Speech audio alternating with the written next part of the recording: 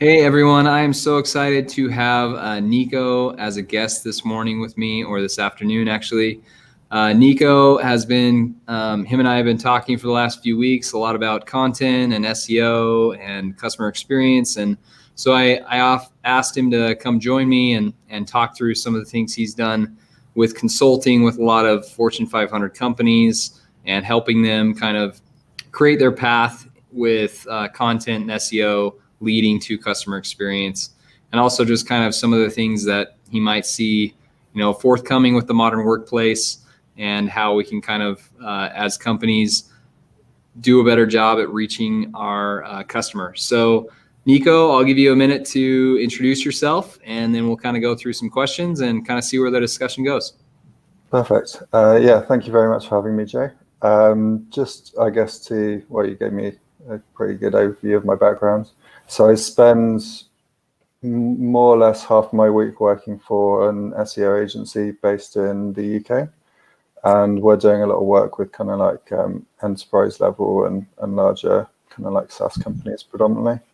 And then on the side of that, I also do personal consulting as well. So it's more or less a quick snapshot of me. A lot of the work's kind of like focused on the customer experience and how to optimize and improve the customer experience and create content that kind of like aligns with the interests of the customer is likely to have. Very cool. We live in a world full of distraction. There's so much content out there, so much availability, and people are getting hit with notifications from Slack and LinkedIn and Twitter and Facebook and email. What's a way that a brand can kind of cut through that noise?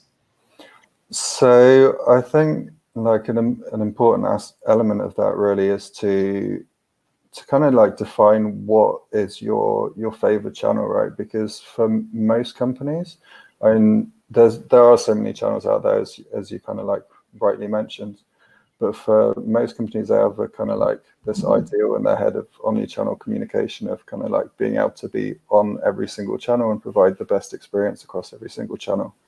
But the reality is, I think for most companies, is that they don't have the kind of like the resources, I guess, for the majority of companies to provide that amazing experience across all channels. So it's kind of like to focus instead on what are your favorite channels, and then provide the best experience for your customers across that, because that's really, to optimize that engagement is really where you're gonna, improve the customer experience overall.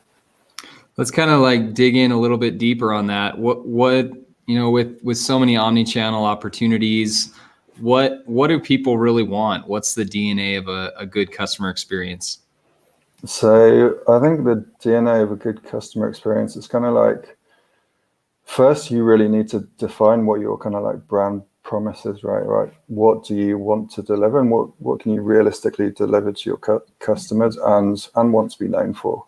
And then have that kind of like clearly outlined for yourself and for the company as a whole. And then you can then build on that kind of like that core messaging that hopefully obviously you can deliver on.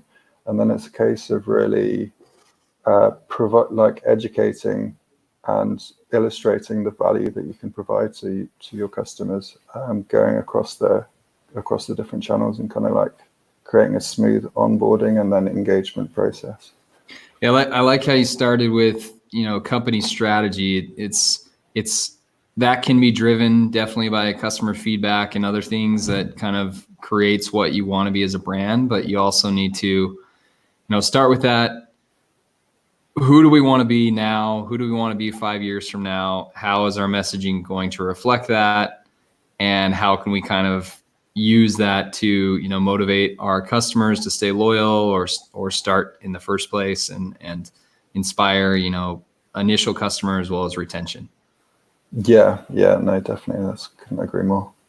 How can we're kind of, content has expanded into lots of different aspects of things. How can you think videos and visuals and trying to connect outside of text can really help connect you with your customer? I think videos incredibly important, especially as part of the onboarding process. A lot more important than text, just because of the amount of data that you can provide, right? Like if we were having this conversation as an email sequence, then that would be, we'd already be on the 50th email backwards and forwards. And so it's that ability to convey information quickly and efficiently is a huge advantage of video, obviously. But it's also that engagement as well, because you're creating a personal engagement as you interact by video, which is something that you do get to a degree with text, but you don't get as quickly. And this ability to to basically represent your brand through video, is in you're connecting with an individual often, is very, very powerful, which is kind of like, and when you consider on digital marketing, really, like one of the most effective sales channels is webinars. And it's kind of understandable, because through a webinar you have an hour of FaceTime with someone, and that's ideally what you try to do offline if you're trying to sell or educate, is to get that FaceTime, that one-to-one FaceTime with a person, and that creates opportunities to educate and inform and provide value. Yeah, it's interesting how we've kind of moved into this, like video conferencing is kind of the standard now. Tools like Cloud App provides like the asynchronous communication, like you said. Like yesterday, instead of typing out a massively long email, I was recording my screen and recording me talking to my screen of how I wanted a designer to do a certain thing on a landing page. And yeah, it was all about time, but also about that connection point. And those types of things can be really valuable, not just for your external brand and connecting with customers, but also like internal brand and how you're, working with other people on your team. Yeah, no, completely. I mean, I work as part of a distributed workforce. I guess I'm actually the only person that's distributed in our company. So that ability to to connect via video is really important as part of just the day-to-day process of working, because it maintains that engagement with the person, which when if there's a miscommunication or something like that, which can happen quite easily, just kind of being able to just jump on a call and just deal with something very quickly can help resolve a problem, but also be kind of like solve a problem faster, I guess, is also. Yeah, I mean, we did this survey of like 1,000 U.S. office workers last year, and we found that more than 50% of people said they would communicate more if done visually, but also people still preferred that like in-person communication. So it's interesting that we're all still human. We still need that like face-to-face communication. We need that connection and feel like we're, on a side of something together. So it's interesting how you talked about kind of, video and visuals helping to benefit that. Yeah, no, very, very important, I believe. When you're consulting, you have a little bit different kind of agency consulting background than I normally kind of talk with. So your customer is kind of, distributed. It's lots of different companies. They're all kind of, agency life, asking everything needs to be done like yesterday, and everything needs to have lots of results. And I'm sure there's lots of complaints, and more so than gratitudes. How do you kind of go about creating an experience for your customers in that sense? And what have you been able to find is a repeatable way to do that? So, I mean, some of the fundamentals are very similar to SaaS, in my opinion, because part of it is the onboarding process. So it's kind of like, how do you create a really smooth onboarding process? And for agencies, the fundamentals are very similar. It tends to be more of an offline process. So it's kind of like, how do you go from the sales meeting? How do you create that engagement through a sales meeting and try and achieve the outcome that you're looking for, which is to obviously land a client. But then, the components of that are kind of like showing your expertise, showing why you're the best person, or in the SaaS equivalent, it would be the best tool for the job. What the features are that you offer, and and trying to provide that experience, which is your expertise, which would be kind of like something similar to demo or similar to that. So it's kind of that whole process, while different, is very similar. And so it's really a clear focus on the customer, on understanding what their pain points are likely to be, and then understanding what your brand promise is, and being able to convey that as efficiently as possible, and to your best, to the best degree that you can, essentially. It's really good. I like how you kind of tied it back to brand strategy, and really just being focused on what you want to deliver, and kind of really doubling down on that with creating that experience. Yeah. And then I guess the ongoing part, which is similar-ish to SaaS, is the kind of retention part. Is obviously with SaaS, you've got a tool and you're trying to keep them in the tool, and hopefully they just do that without any kind of prompts. But then you have the bits alongside, which are kind of like your webinars or your email sequences, where you send emails out, where you're trying to kind of like maintain that engagement. And for us, it would be the regular meetings, right? The ability to do those video chats, to not only to touch base, to discuss the project, but also to kind of like maintain a friendship alongside. Those kind of like, it's important regardless of what niche you're operating in. I think that's a very important aspect of business. Yeah, I agree. You're also a customer on your own side. You're buying tools, you're buying clothes online, you're buying lots of stuff as a consumer. What's a recent experience you've had as a customer yourself that has kind of made you more loyal, made you more connected to a brand? So you gave me the questions before, obviously before this interview, and I was having quite a long think about it, and I was struggling to come up with like one very standout kind of like fact, especially for a brand.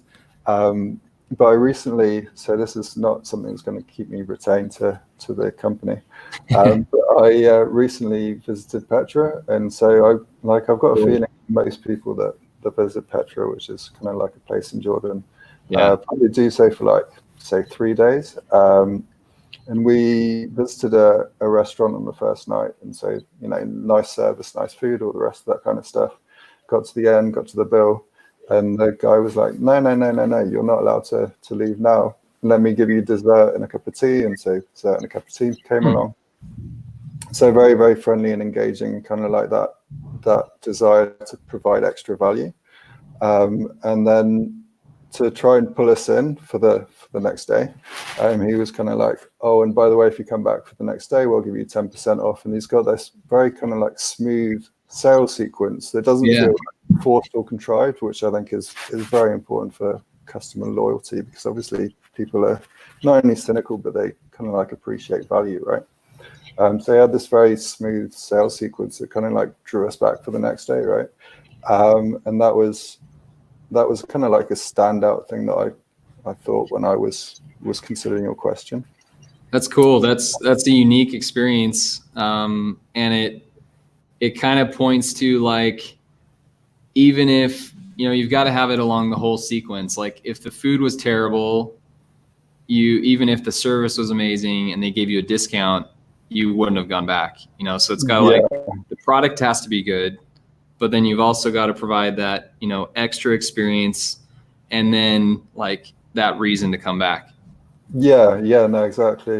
And it's a very like simple sales sequence that he has, but I think it's I can see that being a very effective sales sequence, and it's kind of like what you ideally look for from a company, right? Is that kind of like the ability to show your value, show the extra value that you can bring, because most companies operate in a very competitive marketplace, and then how to pull people back in, or retain them essentially. So what do you think? This has been a great conversation. We've gone down a lot of paths with strategy and other things. What do you think the future looks like? What's your, if you look at Nico Prins' crystal ball, what does the future of experience business look like in the next 5-10 years?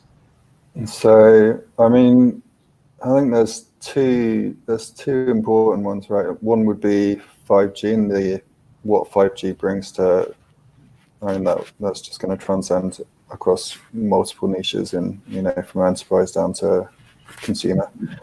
So I think that would be a big change in kind of the whole experience process, as you're kind of pulling together all this data from different touch points.